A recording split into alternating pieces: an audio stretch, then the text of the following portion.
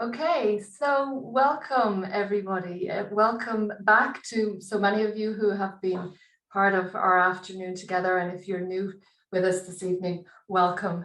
You are very, very welcome indeed. This, as Ali has mentioned, our event Where the Light Enters, Hope and Healing Through Trauma-Informed Education. For those of you just joining us, my name is Catriona O'Toole. I'm Assistant Professor at Maynooth University Department of Education, and in collaboration with Alcohol Action Ireland and with the support of the Irish Research Council, we are delighted to host a conversation with the one and only Dr. Gabor Maté this evening. So please, as Ali said, share your comments and reflections and questions in the chat. If you are, we will be monitoring the chat and we'll be bringing people into the conversation a little bit later on. If you're using Twitter, we have been using the hashtag Where the Light Enters throughout the day. So please do use this hashtag to connect with us and share your thoughts. So without further ado, I'm going to introduce and welcome Dr. Gabor Maté. Gabor Maté is a retired medical doctor. He was a family physician for 2 decades and for 7 years served as medical coordinator of the palliative care unit at Vancouver Hospital. For 12 years, he worked in Vancouver's downtown east side with patients challenged by hardcore addictions, mental illness, HIV, and related conditions. For 2 years, he was the on-site physician at Vancouver's unique supervised injection site, North America's only such facility. He is internationally known for his work on mind-body unity in health and illness, on attention deficit disorder and other childhood developmental issues, and his breakthrough analysis of addiction as a psychophysiological response to childhood trauma and loss is well known. He is author of 4 best-selling books published in 20 languages of 5 continents, including When the Body Says No, The Cost of Hidden Stress, and the award-winning In the Realm of Hungry Ghosts, Close Encounters with Addiction. Gabor is recipient of the Outstanding Alumnus Award from Simon Fraser University and honorary degrees of law from the University of Northern British Columbia, amongst other awards. He frequently addresses professional and lay audiences in North America and internationally on issues related to childhood addiction, childhood development, and parenting, physical and mental health, and well-being and addiction. He's adjunct professor in the Faculty of Criminology in Simon Fraser University. So Gabor, we are delighted to have you join us today, and thank you so much for being here. Thank you, it's my pleasure. And but for this audience, I'll divulge a secret that before I went to medical school, I was actually a high school teacher.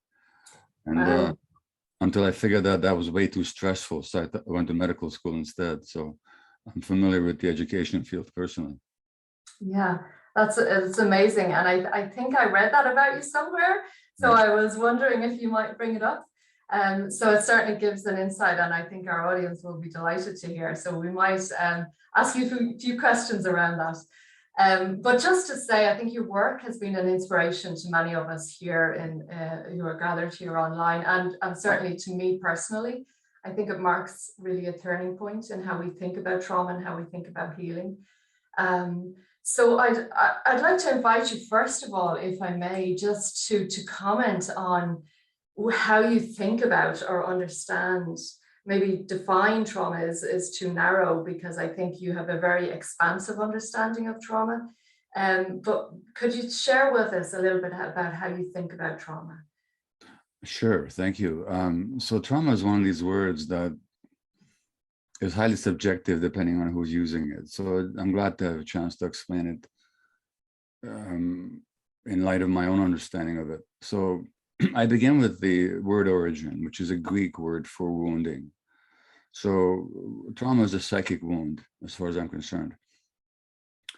And from that point of view, trauma is not what happened to us externally, it's what happens inside of us as a result of what happened to us. So it's the wound that we sustained. And if you think of that metaphor of a wound, it's helpful to think of it in 2 ways. One is a wound unhealed is a very raw sore spot that when you touch it, it really hurts. So trauma is a point of deep pain that when touched, it brings up suffering. So that's one aspect of trauma, psychic trauma. For example, just to give a clear example, if somebody called me stupid, it would not hurt me one little bit because I'm pretty confident of my own intelligence. But to another person who all their lives were demeaned for their lack of intelligence or they're perceived, to call them stupid is to bring up a severe pain. So trauma is not the external thing, it's what it brings up inside you, it's the wound. Now, there might be other things you could say to me that would hurt me, that just wouldn't be one of them. And the thing that would hurt me might not hurt you. So trauma is what happens inside of ourselves, not what happens to us, number one. So it's a wound that's not healed. The other aspect of a wound, if you think about it metaphorically, is that it scabs, scars over. And scar tissue is hard. It has no nerve endings in it, so it doesn't feel. It has no capacity for growth, and it's not flexible. So on the one hand, trauma is a raw wound that really hurts. On the other hand, it's an area where we're rigid, inflexible, maybe even unfeeling, because that disconnect from feeling is one way that we deal with our wounds. So trauma has got the two aspects of wounding, both the raw hurt aspects, and the other is the rigid, inflexible, defended aspect. And in both of its forms, it interferes with healthy development, and it interferes with our capacity to be in the present moment. So that's how I explain trauma. And I'll say one more thing.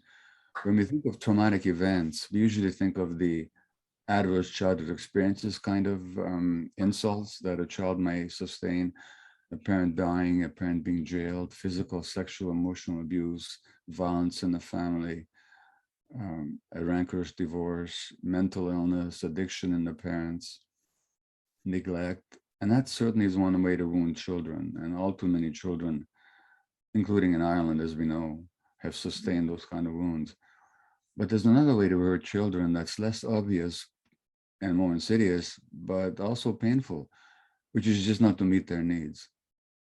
And so I can hurt you by hitting you, but I can also hurt you by depriving you of food. Same way psychologically or emotionally. I can hurt you by transgressing your boundaries, by physically abusing you. But I could also hurt you, especially if you're very sensitive, just by not meeting your needs to be seen, to be heard, to be accepted, to be valued for who you are. And a lot of children are hurt by that second kind of trauma. And to me, that's an important dynamic to understand as well. So I hope that encapsulates it. That's brilliant. And I want to pick up on some of those responses. And the first one being, you mentioned the ACE study. And I think the way you think about and the way you've described it there as trauma being that wound, and how your example around, what's might hurt you might be different to what hurts me. It's very subjective.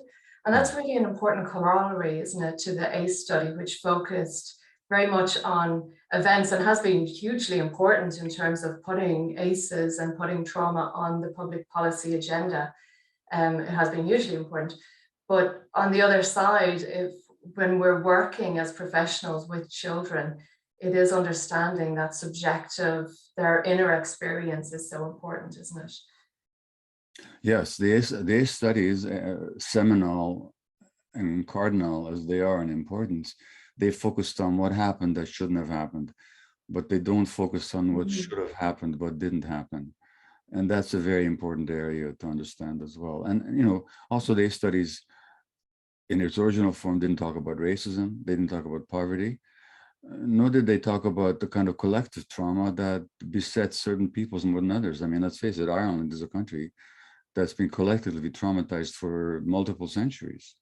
And so that, the ACE studies, important as they are, they don't cover the whole field. Absolutely. And I love how you think, as I say, that expansive view that you have. We'll come back to Ireland. I know I saw a little piece that you were quoted in one of our papers in January. So let me come back to that. But first, I wanted to pick up just around you know, what you're saying around children don't get traumatized because they get hurt. They get traumatized because they're alone with their hurt. I think that's a quote from the Wisdom of Trauma documentary. And by the way, congratulations on the Wisdom of Trauma. I think viewed by 2 million people across the 6 days it premiered in June or something like that. It's really amazing. But just that quote that I read out from you, it is that. Can you tell us a little bit more about that, about being alone with your hurt, as Peter Levine may say, not having that empathetic witness, children feeling alone. So pain is a part of life. Nobody's going to be protected from pain. In fact, attempts to protect people from pain are usually futile, including children. Not that we should impose pain on them deliberately, but at the same time, they're going to be disappointed at times. Somebody might not want to play with them. Grandmother might die.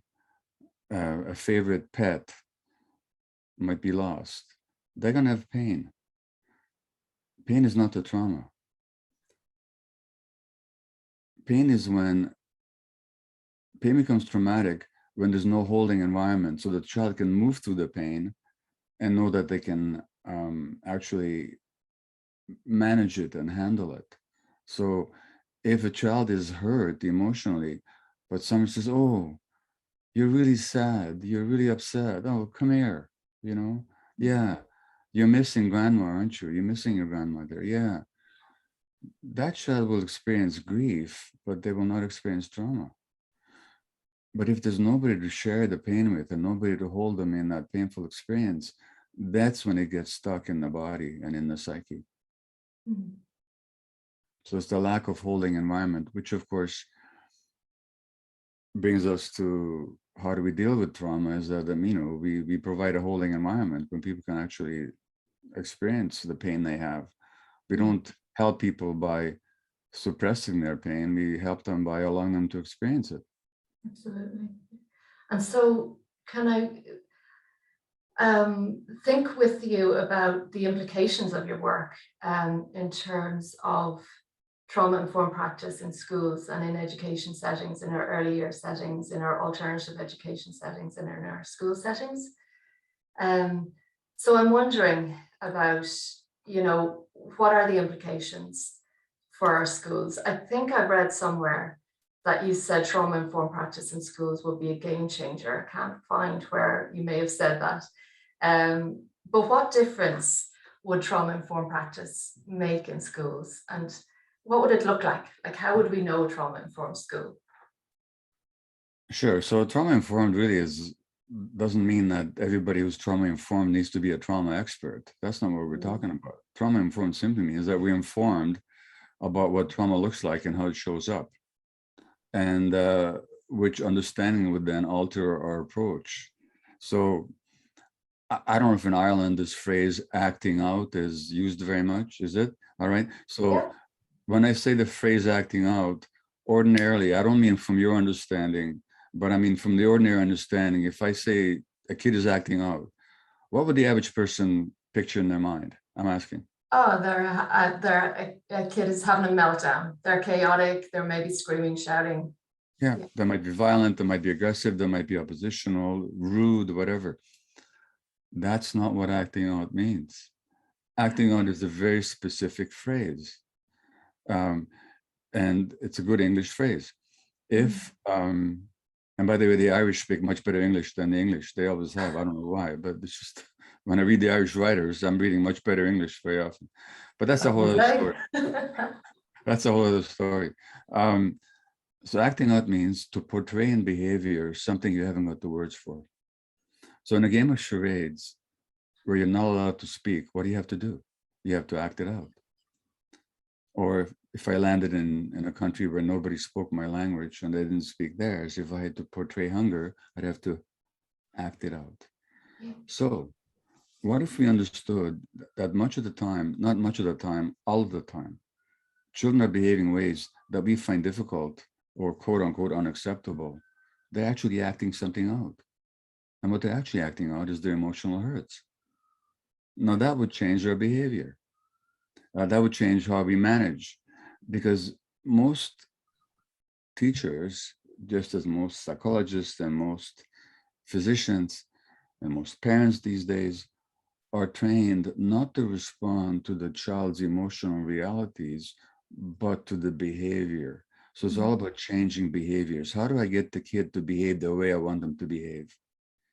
Which is a very different question from what is the child's behavior telling me about the child's internal reality? So these kids, whether they have learning difficulties, they're tuning out, they're not paying attention, whether they're being quote unquote oppositional and or whether they're being rude, disobedient, they're acting something out. They're telling us something about their internal realities, and what they're telling us is about their traumas. Now, if we understood that, we would have a very different approach to what we call behavior problems, learning difficulties, and so on. And we wouldn't just be trying to deal with the manifestations, we'd be dealing with the dynamics that propel those manifestations. And let me give you talk about my favorite bête noire, pet peeve, if you like. This diagnosis of oppositional defiant disorder. Does that exist in your part of the world? It does, unfortunately. Yeah, good. I'm glad you said unfortunately, because let me tell you and your audience, it doesn't even exist. No. And not only doesn't even exist, not even in theory can it exist. So what if we looked at it for what it really is? Now, why can't it exist even in theory? And it exists in the DSM, but it doesn't exist in reality, like much else in the DSM. But oppositional defiant disorder. Now, I've often said this. If I was sitting here with a sprained ankle, would my ankle be any less sprained for the fact that I'm speaking with you? No. All right. If I had a viral infection right now, would I have it any less or more because I'm speaking with you? No. But could I oppose you if I wasn't speaking with you? No. Okay. In other words, oppositionality is not some unique characteristic of an individual. It's a matter of relationship. Yeah. Now, I challenge your audience here, if you don't know what I'm talking about, when this session is over, lock yourself into your room, make sure that you're by yourself, and oppose somebody. And if you manage to oppose somebody without being in relationship with them, please put it on YouTube, because we want to see how you do it. Because as a matter of practical fact, oppositionality is by definition an aspect of relationship. So if that's the case, why are we diagnosing the kid? Yeah. Why aren't we instead looking at what's the nature of the child's relationship with the adult world? And I could tell you what that's about if you like, but I'm just nailing the point here that that diagnosis is nonsensical even on its own terms. And so often we do this, and I'm saying that all childhood behaviors, not just oppositionality, and all childhood diagnoses from ADHD to reactive attachment disorder or whatever you want to call it, they all have to do with relationship. Yeah. And so a trauma-informed perspective would put the relationship of the child with the adult world forefront and not focus on the behavior as such, but on understanding what the behavior manifests. Yeah. So it's very much, as I hear you, looking beneath the behavior, looking at the feeling, the emotion, the dysregulated nervous system, looking at the need, perhaps that's not being met. Yes, all that, and all that in relationship with the environment, because it's not an individual unique characteristic of the child. Yeah. Let me tell you something. Never mind behavior or emotions. There's been incontrovertible research, I mean, for decades now, showing that the more stressed the parents are, the more likely the child is to have asthma. It's not even controversial. Now, therefore, when I consider the inflamed and narrowed airways of the child, am I simply looking at some individual physiological pathology, or am I looking at whole relationships? And not only am I looking at the relationship between the parent and the child, and I could go into the dynamics of it, the physiology of it is very simple, but without going there for the moment, am I only looking at the child's relationship with the parent? Am I also looking at the social relationships that the parents are embedded in, which is making them stressed? In other words, when I look at a child asthma, I'm looking at a whole culture. Yeah. Is one way to understand it. And conceptually, that's not that difficult to understand. And physiologically, it's very straightforward. All the more so when we're looking at childhood behaviors and childhood emotional issues, they're relational and they exist in a context. Yes. And that has to be understood if we're going to address the child in a way that's going to help them heal and move forward. Yeah. I think I love how you view the child in context. And it strikes me that, with these diagnoses that we take up and labels that we give children, well, we do know that the extent of children's pain and suffering is increasing. The 1 in 5 children will meet the criteria for one of these diagnoses, one of these labels. So what is going on? What is it about modern Western contemporary culture, for instance, that's so toxic to our well-being? So we want to move away. Our tendency is, of course, to pathologize the child, to look at the child as having the problem and in need of fixing, and to medicalize, and et cetera, et cetera. But if we're looking at the child within that context, well, what is it that is so toxic about? And I have lots of ideas, but I'd love to hear how you're thinking about it. I think this may be the title of your new book. So, let us know. That's why I smiled. I thought, okay. Is my publisher paying you to mention this? Because it's true. The title of my next book is The Myth of Normal, Trauma, Illness, and Healing in a Toxic Culture. And so to come to your question, what isn't going on, what is not going on is some kind of biological genetic epidemic. So, for example, a condition I've been diagnosed with, and my first book was about it, is attention deficit hyperactivity disorder. Now, it is widely held to be the most heritable, genetically determined psychological or psychiatric diagnosis there is, which is, from the static point of view, despite all the so-called experts that vouchsafe for that point of view, it's nonsense. If it was genetic, it wouldn't be increasing. Genes don't change in a population in 5 or 10 or 15 or 20 years. If the diagnosis of autism has become so much more widespread, like a 40-fold increase in the last half a century, something like that, either we're overdiagnosing or we're seeing something growing. And if we're seeing it growing, which we are, it can't be genetic because genes don't change. So what is it? So it's got to be something in the environment. So we have to have an understanding of these childhood conditions that isn't gene and biology based. To put it another way, we have to have a perspective that recognizes that the child's biology is actually something that develops in interaction with the environment. And so that when you look at the child's brain biology, we're not looking at some autonomous set of events that happen without interaction with the environment. And what I'm looking for here is an article, and let me read this from this article for all your audience. This article appeared in the Journal of Pediatrics, which is the official journal of the American Academy of Pediatrics, published in 2012.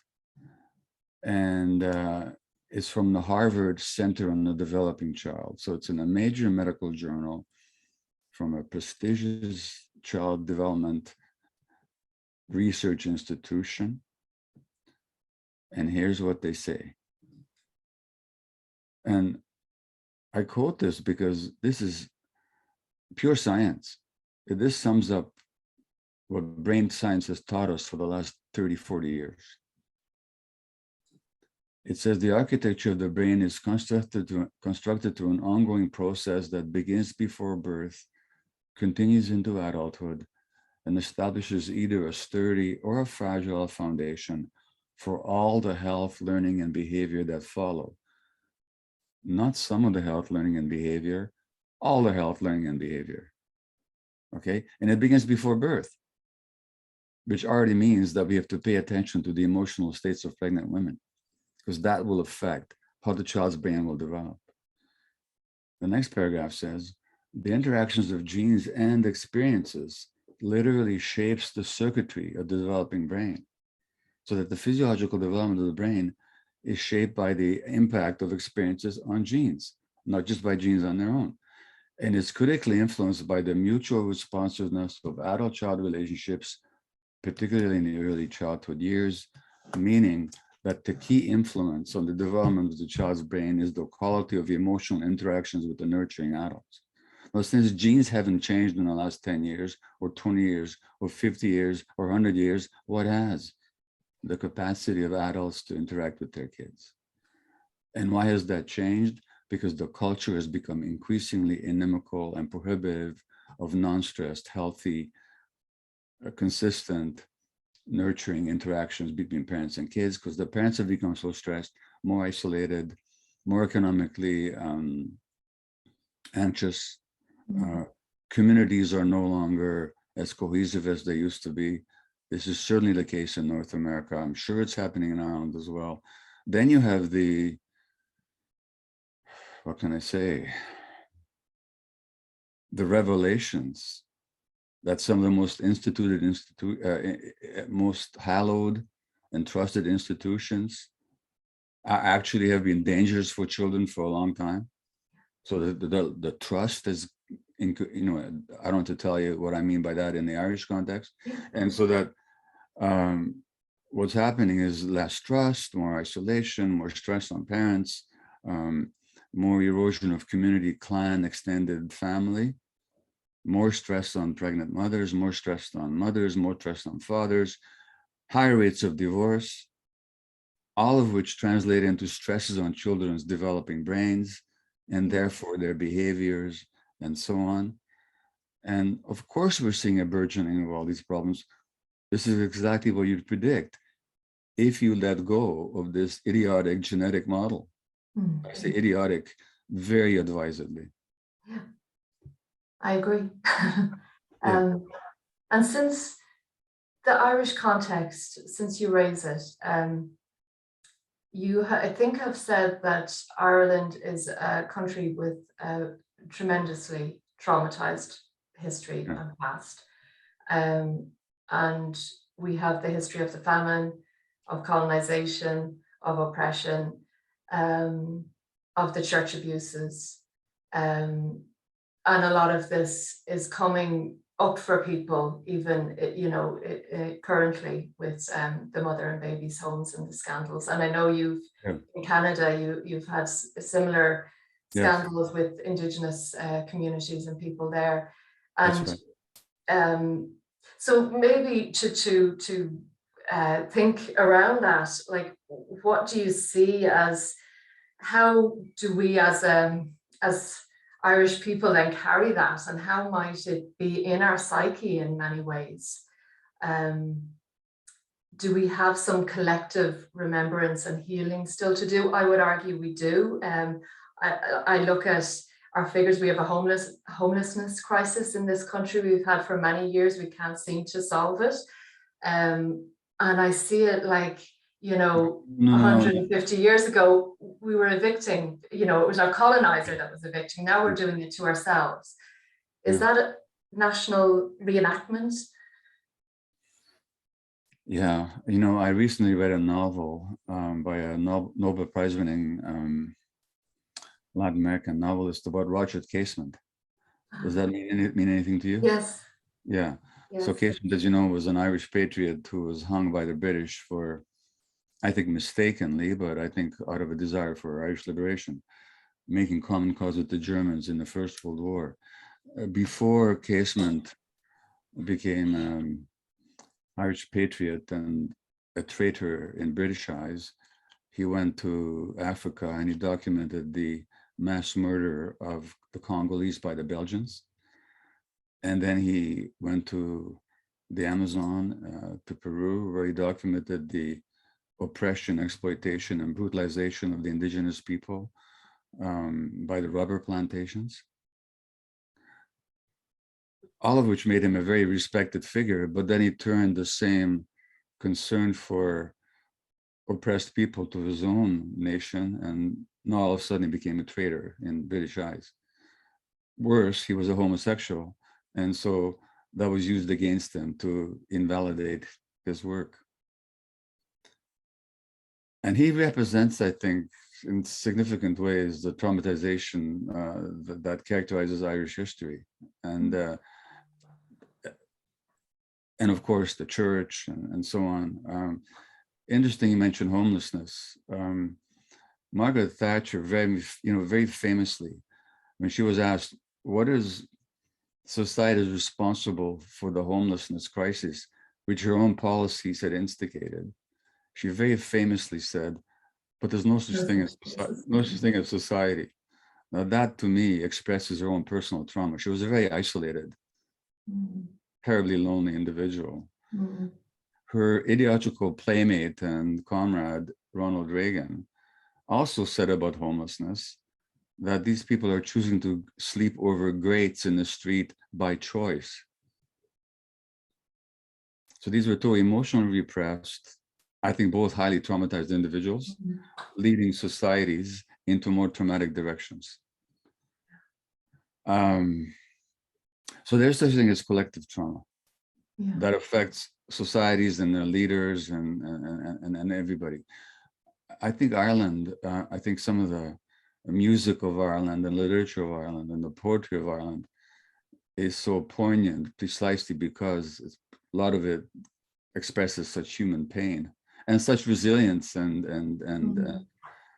capacity for joy, even in the face of all that pain. I mean, recently we mourned the death of Paddy Maloney, didn't we? A couple of weeks ago, of the chieftains, and you know how much joy and but also poignant pain there is in their music. Yeah, I don't think any country has dealt with collectively with the pain. I don't think Ireland has, but I think it ought to be a subject of conversation. And not only that, that would also have to open up a conversation not only about what happened in the past, but how we're still traumatizing ourselves, or I should say each other, or I should say how those with power are still traumatizing those without power. And that continues to happen. Yeah. There's so much in that and so much learning for us. The role of music and culture and art in remembrance and healing.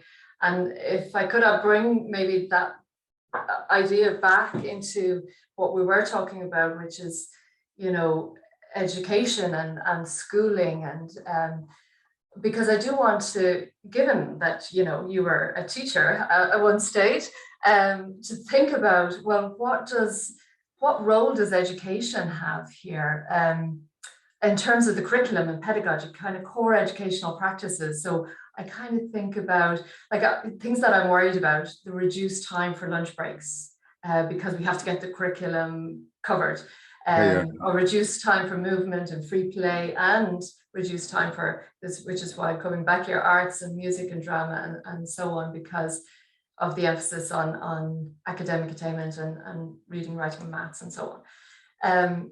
So yeah, talk to us about what you think, you know, is a curriculum, a pedagogy. Do we need social emotional learning within the curriculum? I'd love to hear your thoughts around that. Sure. So let me address that from 2 points of view. One is neurobiological, and the other is emotional and psychosocial. Okay. So there's a great neuroscientist who tragically died a few years ago. His name was Dr. Jaak Panksepp, P-A-N-K-S-E-P-P, and he looked at the emotional circuitry of the human brain, or the mammalian brain. So there's certain circuits that we share with other mammals, and these circuits ensure our survival. So these circuits in the brain, all of which have certain brain segments associated certain neurochemicals that activate them. One of them is care, and he capitalized these. So one of them is called care, C-A-R-E.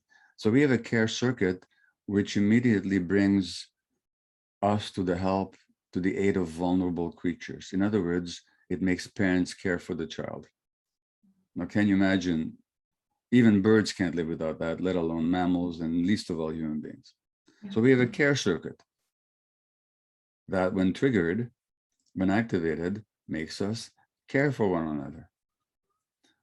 We have a circuitry for grief and panic, which are the response of the young ones to the loss of that caring relationship. That's also good for survival, because when we panic as an infant, there's nobody here. I start crying, and that triggers the care system of the parent. Yeah. Now, I'm not going to go through all the 7 circuits that Dr. Panksepp identified, but one of them is called play, P-L-A-Y. Mm-hmm. Play is essential for normal mammalian development. Play means mobilization and immobilization without danger. So little animals play with each other, don't they? Bear cubs, lion cubs, they play. That's an essential part of their development. And we have our play system too. Our kids don't play anymore, because sitting here with a cell phone at age 1 is not play. We've deprived our children of play. And recall what I said when I quoted from that article from Harvard. It said that the architecture of the brain is constructed to an ongoing process that begins before birth and continues into adulthood. Now, even for adults, I mean, let's face it, what do we do before we have sexual contact? We have what's called foreplay. There's a good reason it's called that, it's a kind of playing, right? Yeah. Now, it's the same with, even more for children.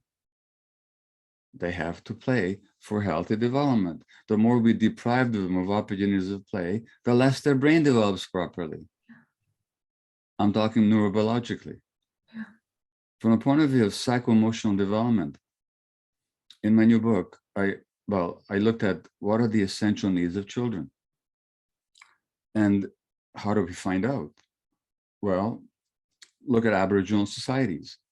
Because let's face it, until about 12,000 years ago, 15,000 years ago, all of us human beings lived in small band hunter-gatherer groups. And so people who study small band hunter-gatherer groups have noticed, what is it that children need?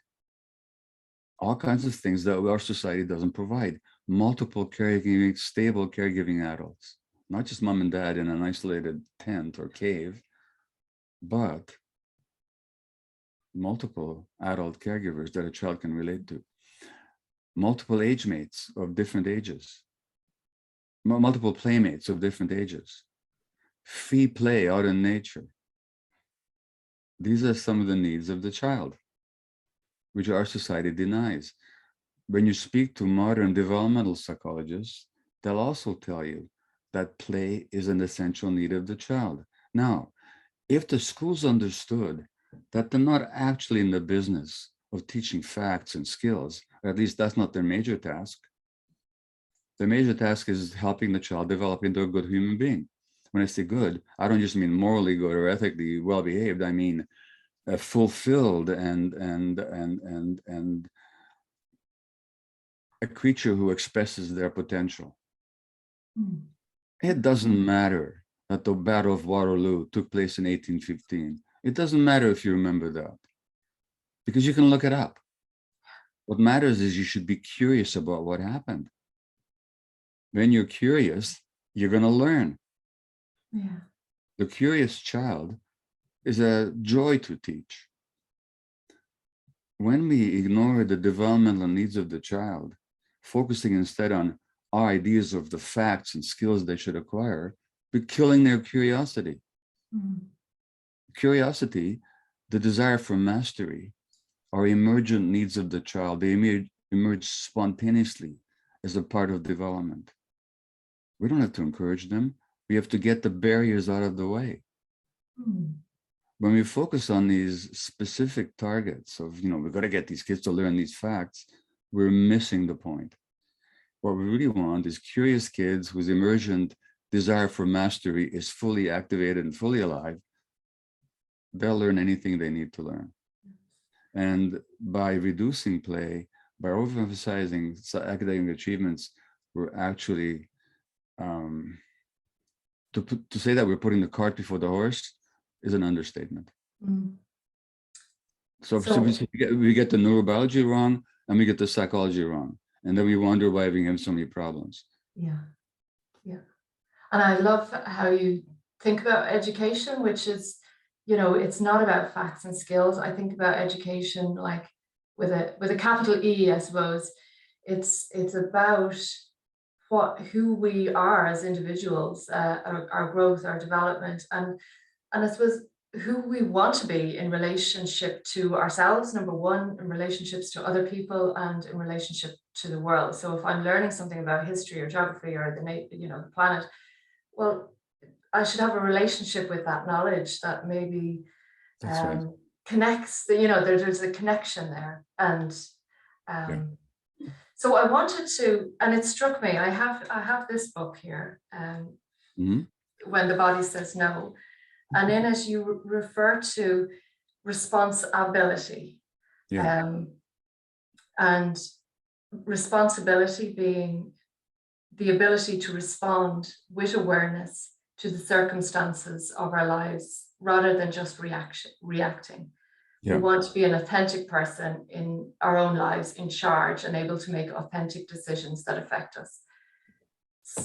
I thought that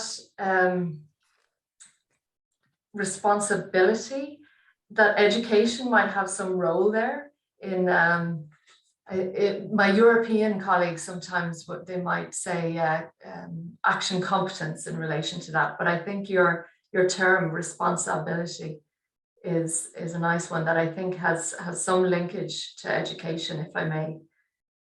Well, absolutely. Give me one quick sec. There's a book I want to pull off my shelf if I can quickly find it. If I can't. Yeah, go ahead. Give me a second. No problem.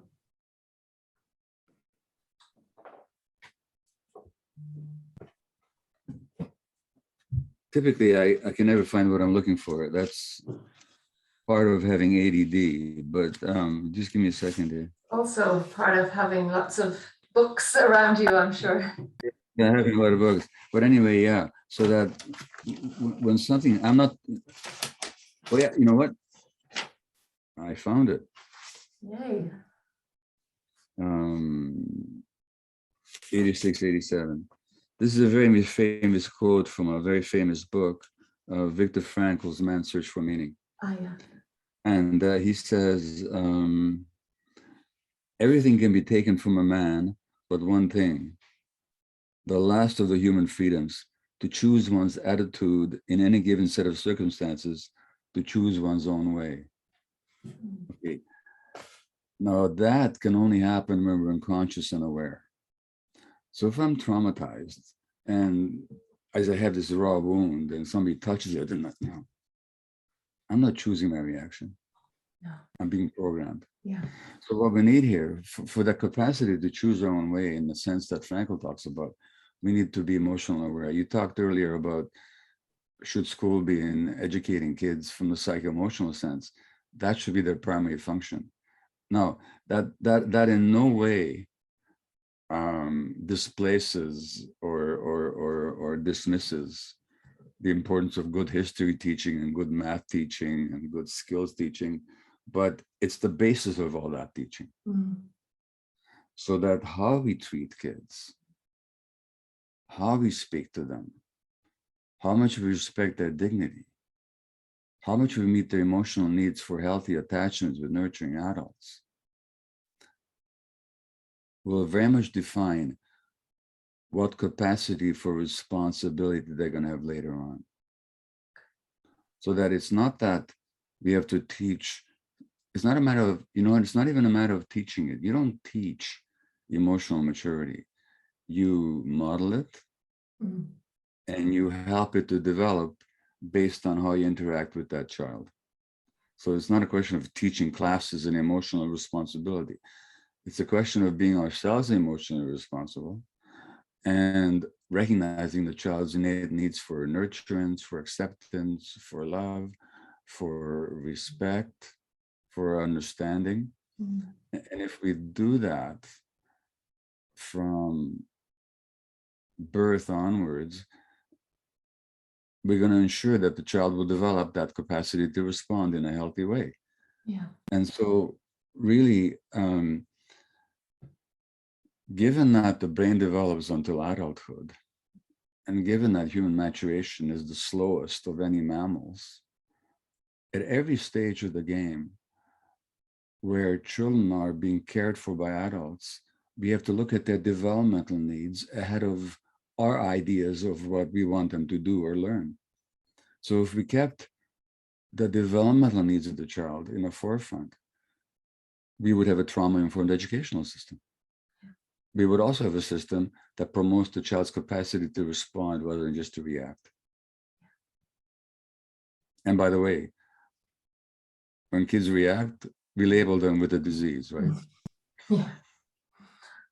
And it seems that disconnection, when you talk about trauma, as you argued, and that kind of rigidity, the disconnection from ourselves, that sense of being alienated from our gut feeling, that education systems, through curriculum and pedagogy and the way we relate to children, that we can support that reconnection to gut feeling and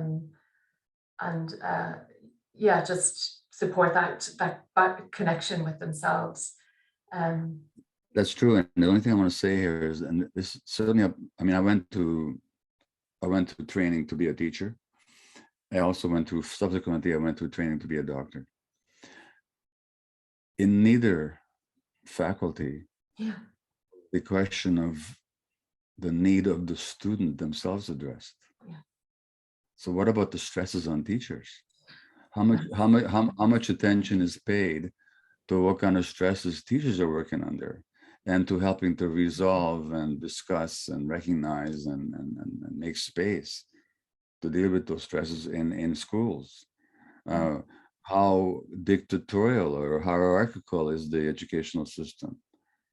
How much voice do teachers have in how much responsibility are they helped to cultivate? Doctors are never, doctors are very traumatized, very stressed people. No, none of that is addressed in medical education. Yeah. So when we talk about dealing with trauma and stress and so on of our students, a big part of that also has to be how much attention is paid to our own stuff in our education, let alone in ongoing basis in our work. Well, I'm glad you brought it up, because it was my next question to you, actually. And how important it is, as we as the adults in children's lives work on ourselves, maybe first of all, our own triggers, our own hotspots. But I suppose also it's not, I hate this idea that self-care and self-compassion is just an individual responsibility. I think it needs that systemic structure to support that. And, you're rightly placing, well, who are, how is the State Department supporting our teachers? This is a critical question within all this. But I suppose, I know you are also the creator of compassionate inquiry, which is a psychotherapeutic modality. How can we bring that into what we do in education? Or is there a way, how do we work, I suppose, to well, firstly, maybe work on ourselves as the professionals who are working with children? Is that our starting place, actually? Well, before I go there, let me give you an example of something. My daughter, who studies psychology, was working in a school in California, and the school decided to bring mindfulness training into the school, teach kids mindfulness. Yeah. So what that looked like is that these grade 1s or grade 2s put their head down on the table, and they're supposed to be quiet and mindful for a few minutes. So my daughter was observing this class where this little kid lifted their heads up and started looking around. and the teacher yells at her saying, "Put your head down. This is time for mindfulness." Yeah. Well, what a great way to teach mindfulness is to yell at a kid, you know? So what I'm talking about is we really have to watch who we're being, you know? If the teacher was mindful, I'm not criticizing them, but if they were mindful, they would have said, "Oh, I noticed your head is up. What's going on for you?" Something like that, you know? Yeah. So, but you're talking about a school in a system, in a place in California, which is very stressed, a lot of troubled kids, and teachers under tremendous stress, which is not addressed. They're just expected to deal with the stress of these often illegal immigrant kids coming from highly stressed and traumatized families. So the context in which teachers work really has to be understood and supported. In terms of compassionate inquiry, well, that's a therapeutic method that I stumbled into, I might say. I didn't develop it in any conscious sense, but people seemed to like what I was doing, and they asked me to teach it. And I said, "I got nothing to teach." And they said, "Yes, you do." And it turns out I do. So that's a method that I've developed. People can study it. There's a formal online course that takes a year. It's not really for teachers. It's really for people that are therapists, counselors, physicians, body workers, this kind of thing. But there is a short version of it, which is much less expensive. It's not participatory, much less demanding, that people can acquire and just study on their own. And that's for anybody. Yeah. So you can look up Compassion Inquiry, short course. If you're interested, you'd learn a lot about yourself that would really support your work as a teacher, I promise you. So I can certainly recommend that. Really, if I had to identify which of my teachings would be most helpful for this audience, I would say it's a book I co-wrote with a psychologist friend of mine called Gordon Neufeld, who is, in my mind, the world's leading developmental psychologist. And the book is called Hold On to Your Kids. And it's about the importance and the primacy of adult-child relationships. Because what happens in our culture is, because kids by default have to connect with somebody. And if the adults are less available to them, they're going to connect with their peer group. And so the peer group becomes the primary influence on them. And developmentally, that's a disaster. Because the immature creatures were never meant to bring each other up to maturity. They can't. So once the peer group becomes the primary focus of the child's attachment, teachers are in great trouble and parents are in great trouble. Then you're going to get a lot of pushback from kids who are not interested in your leadership because they've learned to rely on each other developmentally. And of course, this only makes it worse. Yes. So now we have a whole new society in which kids are becoming the primary influence on each other. So you have a rise in bullying, oppositionality, learning difficulties. That's the book I hope a lot of you will check out. It's called Hold On to Your Kids, Why Parents Need to Matter More Than Peers. And I'm not touting my own work here because I was simply the messenger. I helped to write the book, but it's really the work of my brilliant friend, Gordon Neufeld. Yeah, thank you so much for that. I'm going to bring Gabor, I'm going to bring Ali back in here just to open up the conversation. And I know the chat has been going wild. I've had it slightly closed off, but Ali will have we have some questions actually. First of all, Ali, will I move straight to Jennifer? Yeah, that's where we were going to start with that. Excellent. Just bring you in as well, and then just call me back when you're ready to move on to the next. Great. Okay, we'll do that. Jennifer, you're so welcome. So this is Jennifer Hall, who's working on this project with us, and Jennifer's from Alcohol Action Ireland. Hi, Gabor, and thanks very much for the great talk. And yeah, everyone is having a great conversation there in the background. We'll share some of that with you in a minute. And my question is, I guess what came up a lot today in our earlier session was the fact that teachers, and indeed kind of like a lot of frontline workers actually, are really fearful of kind of dealing with issues that they feel that they're not trained to deal with. You know, they're saying, you know, we're not therapists. We don't want to open the can of worms as such and kind of go into people's childhood issues. So I guess, how do you think teachers and other frontline workers can strike a balance between recognizing the trauma and helping people with it, but also like while not being a specialist or a counsellor, as you said, not everyone is an expert. So how do they respond? And also, is there a danger in them not being able to respond properly, as they fear, like, can they do more harm than good, as they kind of express sometimes? Yeah, thanks. Sure. Well, first of all, let me just say that although compassion inquiry is not designed for teachers, if there's any interest, we could certainly have a workshop with you guys on the subject, with whoever you may want to bring in. So, but to respond, Jennifer, to your specific question, when you talk about opening a can of worms, that can of worms is already open. Those kids are bringing those issues to the classroom all the time. It's not a question of opening it. It's a question, do we recognize it or do we ignore it? Do we mistake it for bad behavior or some intractable learning difficulty, or do we see it for the traumatic imprint that it is? So if a kid was rude to you and you actually, this is a bad kid, I have to bring him to heal, you'd respond one way. But if you saw that the kid's rudeness, it's just a manifestation of an immature creature who's got deep pain that they don't know how else to express, you don't have to be a trauma therapist, but just if you saw the kid for who he or she or they were, your tone of voice would soften. And you'd say, oh, you're really upset right now, aren't you, sweetheart? Well, come here.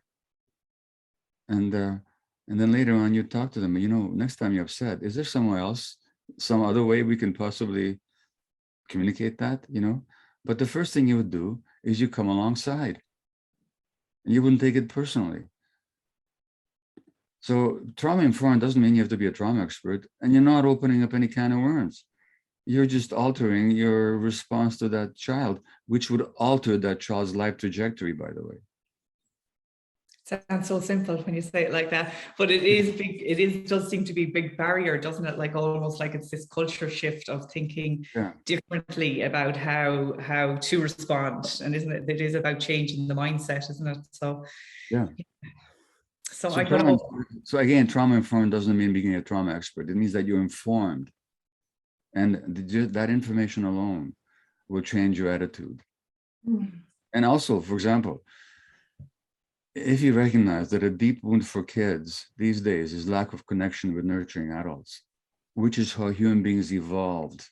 We evolved always beyond the adults, not just mom and dad, as I said earlier, a whole tribe of nurturing adults. And how wounded kids are these days because they no longer have that in their lives. What a great place the school would be to deliver that attachment. All it would take is a shift of understanding. And not only that, you know, teachers want to love their kids. They unless they're themselves so deformed by trauma that they inflict that trauma on kids, which some teachers do. But I mean, the average teacher, they're not there because they're trying to get rich. They're there because they're genuinely committed to the healthy development of children. So what I'm talking about is not only intellectually satisfying, it also aligns with your own heart. It's not that difficult. It's just a matter of being informed about it. Great, thanks for that. Ali, I'll hand back to you because I know there's so many other people trying to get in with their questions. Thanks, Gabor. Thanks so much, Jennifer. Great, perfect. Thanks, Jen. So yeah, Jen and I have been looking at all the comments and things coming in on the chat. And so, and just to open that out again, for all of you here, if there's things coming up now, do put it into the chat. And we'd love to now invite a few voices to come into the speaker space with Gabor and Catriona and speak to your question. So just to say, there's a few different comments coming up, particularly around autism diagnoses and the increase in those. And I wondered whether Sheila Hayes, I could invite you to come and just speak to the point that you were raising in the chat there. So I'll just invite you to come into speaker space, and if you're willing to accept, we'd love to hear your voice. And I'll just confirm while we're doing that, yes, we are going to be sharing the recording of this with everyone afterwards. So I see no response from Sheila. The other, Sandra, I know we've had you already as our panelist, but I know you also were raising this about the autism. Could I invite you to just to bring that into the space? Yeah, great. I'll just.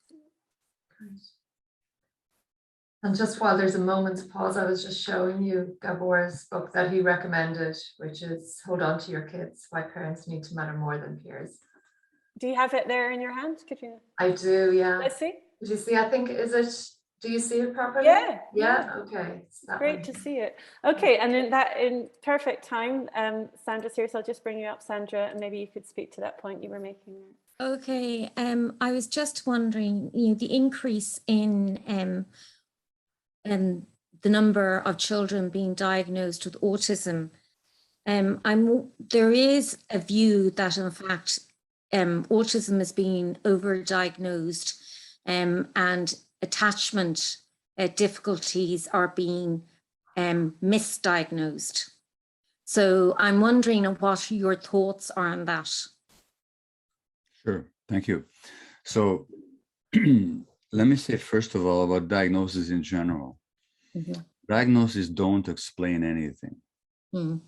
They describe things, but they don't explain them. So take a diagnosis like ADHD, which is also increasing. So we say, why is the kid behaving that way? Why are they tuning out? Why are they restless? Because they have ADHD. How do we know they have ADHD? Because they're tuning out and they're restless. Why they're tuning out and restless? Because they have ADHD. How do we know they have ADHD? Because they're tuning out and restless. And you keep going on the mulberry bush. Mm-hmm. Okay, so these diagnoses, they describe things, but never make the mistake of thinking that they explain anything. They don't explain anything. If you want to understand what's going on, you got to get children's relationships. And particularly, as Sandy said, their attachment relationships. Now, mm-hmm. Autism certainly can be seen as an attachment disorder. These kids have trouble attaching in a healthy way. What's driving it? Well, first of all, it's a very much of a grab bag omnibus diagnosis. This is a whole spectrum, and to call something autism, again, doesn't explain anything. You have to look at the specific challenges that a specific child has. Now, if you're asking me why it's going up, I think it has to do, there's a pretty good research. I mean, first of all, I don't know that there's a single cause, but I think stress in society is a major one, and specifically stress on pregnant women. Mm-hmm. I think because stress, because when women are stressed, when the pregnant woman is stressed, and again, we're not blaming the woman here, we're saying this is the nature of modern culture. We know from multiple studies that when you stress pregnant moms, whether human moms or animals in the laboratory, mm-hmm. the stress hormone levels, cortisol and adrenaline increase. They flow through the baby, through the placenta and the umbilical cord, and that affects the brain development of the child. Mm. So I think prenatal stress has a lot to do with it. It's nobody's fault. I mean, it's not the fault of the parent. And then I think what happens is these children don't see, we have parenting instincts. That care system that I mentioned mm-hmm.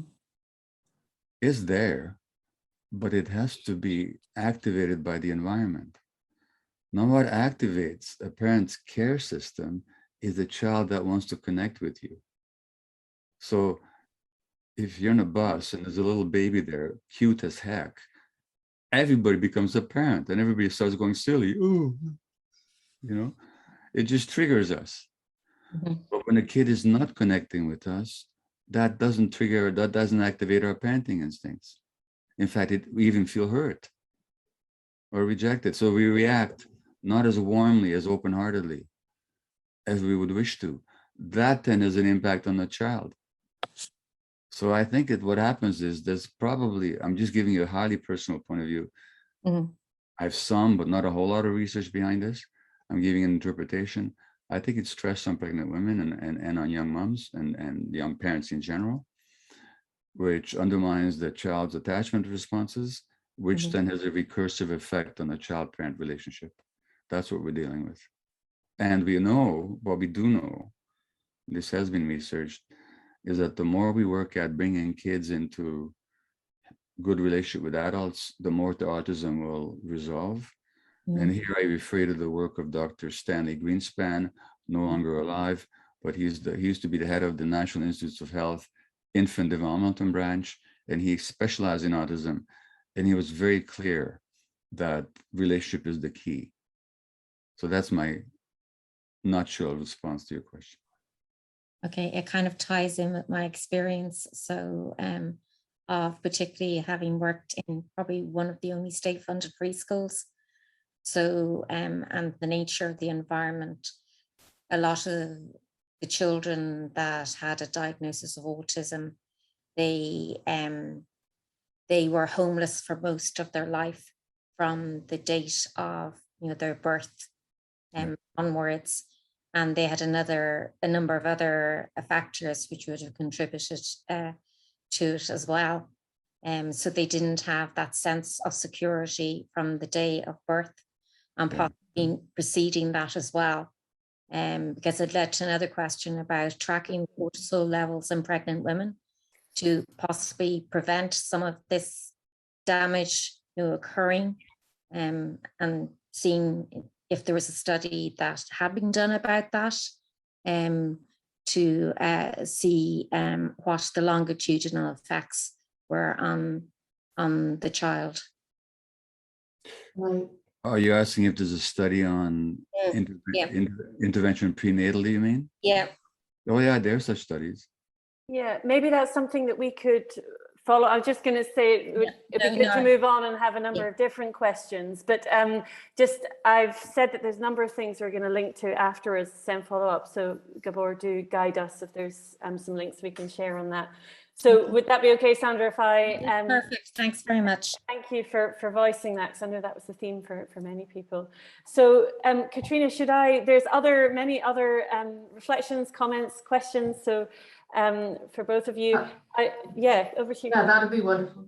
Yeah, brilliant. Okay, so I wondered if Fran Tracy, I know you had a question earlier, and I've seen another one since. So it would be wonderful just to invite you to come and put your chosen question to Gabor. Now I know you're showing up as a different name today, so I'll find you there. So I'll just invite you up into the speaker space, and if you would like to accept that, then please do. Great, she's coming in now. So I know Fran's doing an MA in childhood trauma. She's put in the chat and got many different reflections coming up. Well, and while we're waiting, by the way, I often say that the prevention of mental health problems and addictions and so on needs to begin at the first prenatal visit. And unfortunately, again, as physicians, we're not trained in this. So a pregnant woman comes to us, we'll take the blood pressure and we'll do the blood tests and the ultrasounds, too many ultrasounds, by the way, and we'll follow the physiological parameters, but we're rarely going to ask the mom, hey, how are you feeling? What is your emotional state like? What stresses might you be under? How's your relationship? What stresses are there what stresses are you facing at work? This all needs to begin very early. And by the way, Indigenous people have always known this. I once gave a talk at an Indigenous community here in British Columbia, and this fellow came up to me and said, Doc, thanks, but in our community, there's always been a tradition that if there was a pregnant woman in our community and you were stressed or angry or upset, you were not permitted to go near them because we didn't want you transferring your stress onto that baby. They knew this without blood tests and heart rate monitoring and ultrasounds. What I'm saying, people, is we've forgotten what we used to know as human beings when it comes to parenting.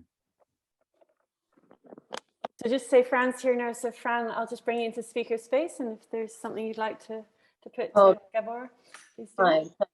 Hi, Gabor. I'm actually doing the year again because I got so much out of it for myself last year, and I'm a psychotherapist. But your program of bringing people to the felt sense of the body really allows connection with trauma. But my question tonight for you, the lack of the felt sense of not being seen, not being heard as a child, in the midst of, a highly traumatized family, is that developmental trauma? Because it impacts all the stages of development then, when we are coming from that place of not feeling seen and not feeling heard. So the phrase developmental trauma, again, is one of these questions of who's using it to mean what. So usually it means any trauma that happens during a period of development. Okay. But one of the traumas is not being seen and heard, because that's just a need of the child. It's an intrinsic need of the child to be seen and heard, to be accepted for exactly who they are, not for how they look, not for how they behave, not for being compliant, not for being nice, not for being good, not for being good at sports, not for being smart, but just for being, period. That's just a need of a human being. When that need is denied because of the stresses or traumas or distractions, problems of the parent, that child is hurt. And then the child has to compensate for it. And they usually have to compensate by working to make themselves nice and accepted and or pretty or smart, or to be good at something. In other words, a very conditional kind of acceptance, which by necessity carries with it an insecurity that if I'm not pretty, if I'm not smart, if I'm not good, then will they love me?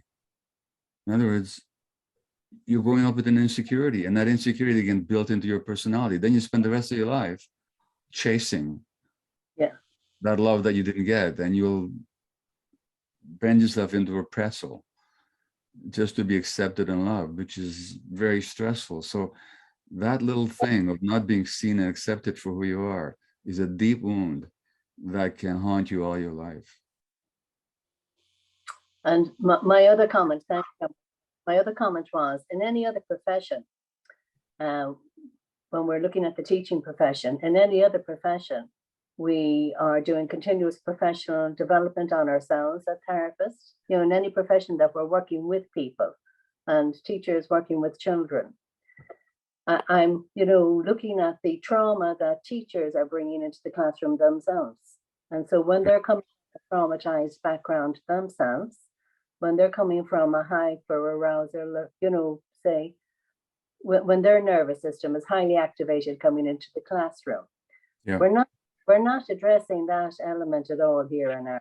We're really still at very much an expert. We're coming at it from an expert position rather than relational position. Yeah, and that's a question for us in Ireland, really. How do we make that shift to that teal type environment where we are operating from relationship first rather than expert down? I think that's our big challenge here in Ireland, really, with the school systems. Yeah, so that the developing brain of the child relies on the mature functions of the adult brain to regulate them. Children have no self-regulation. When a baby has no self-regulation whatsoever, that has to develop. It's a developmental attribute, which depends on the mature I'm quoting Dr. Dan Siegel here, a great psychiatrist and seminal thinker. And Dan points out in his book, The Developing Mind, that the immature functions of the child's brain depend on the mature regulated functions of the adult brain to develop self-regulation. But if the adult brain is not regulated, how will the child develop it? So when you have a stressed and upset, hurt or angry or teacher in the classroom who perceives themselves as having been insulted by a child or whatever, and their own brain circuits are dysregulated, how can they possibly help the regulation of the child? So I do think that trauma education, including self-trauma awareness, needs to be a part of teacher education. And it wouldn't take that much, because this is fairly intuitive stuff. So that once you raise the issue and you even just ask people to think about it, that itself changes the whole game. So it's not like you have to be a highly trained, skilled trauma therapist to be, you don't, but you have to be aware, including how it shows up in your own life. Yeah. Okay. Thanks very much. Thank you. Thank you for that question. And I know, Ali, I think we have time for maybe one more or so. Yeah, or two, or only one? Okay. We'll take Say two? Okay. Super. Do you have somebody ready? Yes, okay, so yes, we've got two, and we'd love to invite, you never know if they're available. So just first of all, turning to Sinead Matson, and I think it really builds on this. We're talking about having play, but how do we actually do that in our system here in Ireland as it is? So Sinead, I'll just invite you to maybe speak to that. Oh, I don't see you there any longer. Oh, this may answer our question. Sinead may come back. Yeah, okay, so in which case I'll move over. We also had a great, oh, you're here, Sinead, okay. Okay, do you know what it was? I didn't spell it right. But in relation to that last point, some of us here, we've been thinking and talking about, and it actually came up earlier in the panel discussion about, you know, professional supervision for teachers to support that, you know, that space for teachers to, and educators, not just teachers, the SNAs, the, you know, educators across the board, to engage with the emotional aspect of teaching and what comes up for them and the triggers, etc. Great. So just say that's, apologies, Sinead, thank you for saying I am here. So I'll just bring you up into the speaker space with Gabor and Catriona. Maybe you could speak to the point you raised in the chat. Oh, I can't hear you. You're muted. Well, she's not muted. Is it maybe She's not, yeah, okay. Yeah. Is there any anything you can change on your sound there? Want to give it one more try?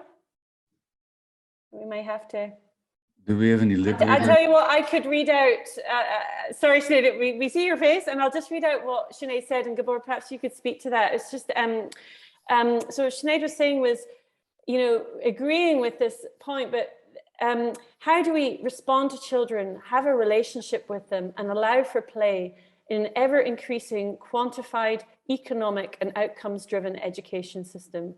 How can educators practically put into place systems to disrupt the status quo and return to what education should be?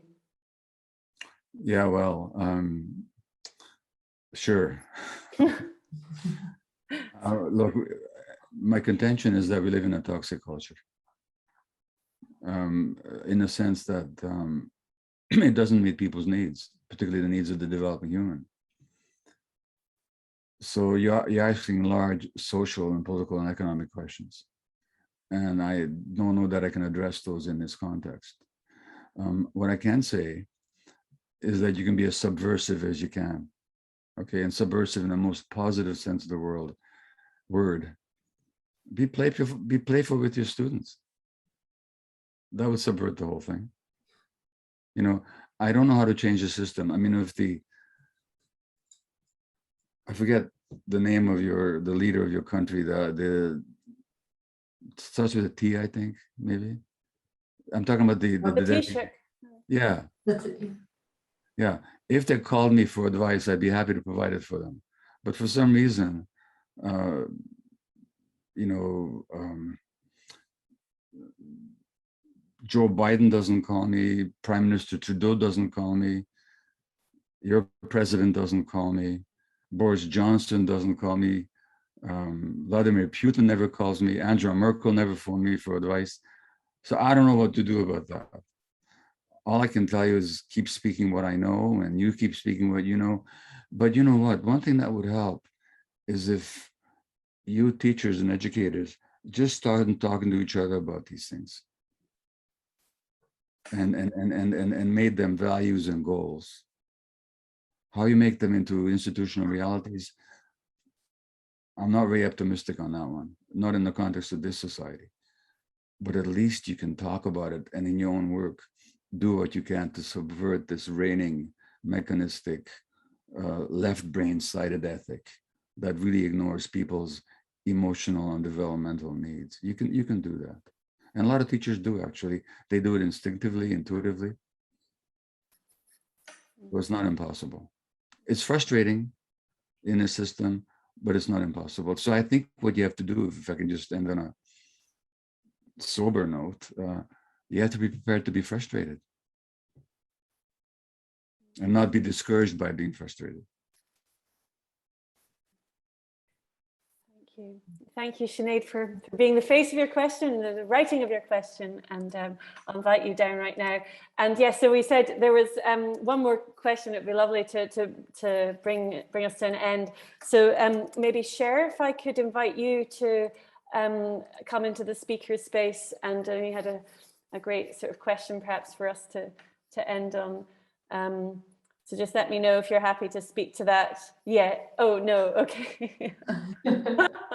So Catriona, we may be getting your way. Shall I read out that question, the last one? And maybe, that would be good. Okay, wonderful. So I'll speak for you, Sharon, and thank you so much to everyone who's been writing in the chat and joining us either in writing or in the stage. So Sharon just said, can anyone ever heal from trauma to the point where there are absolutely no triggers? What's the hope for us as we go forward? Well, I got good news and bad news, okay? The bad news is I don't know. I mean, I think, yeah, theoretically, but I'm 77 and like, I'd be lying to you if I sat here and asserted that, yeah, you know, I've healed totally. I'm never get triggered anymore. Ask my wife, okay? But that's the bad news. The good news is it doesn't matter. The goal is not perfection. I've often said this. It's a lifelong process, and that's perfectly okay. You know, as I often say, I say this every year. I'm 77 years old now. I'm really glad I'm not as young and stupid as I was when I was 76. So, you know, the learning goes on.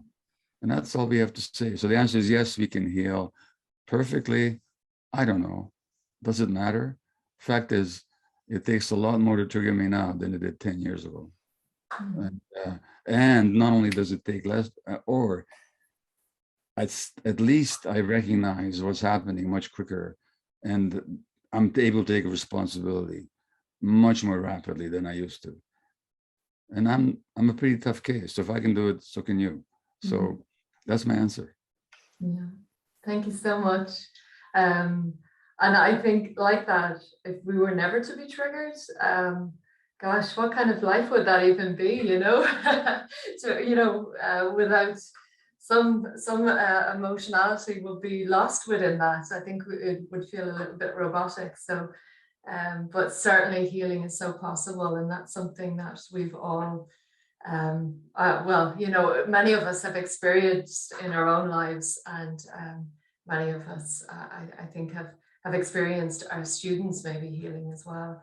So absolutely. Gabor, it's just been phenomenal talking to you, and with the success of your work and your documentary, I think it gives us a little bit of hope for the future as well, if I can say. Certainly, I think your work has prompted a shift in how we think, as I said at the start, has prompted a shift in how we think about trauma, and a shift in how we think in education. And I just really grateful to you for coming on here this evening and sharing those insights with us. It's been really wonderful to hear from you. So thank you. Well, thank you. It's been my pleasure as well. And I wish you guys all the best. Thank you so much. Take care. Bye-bye. Till next time.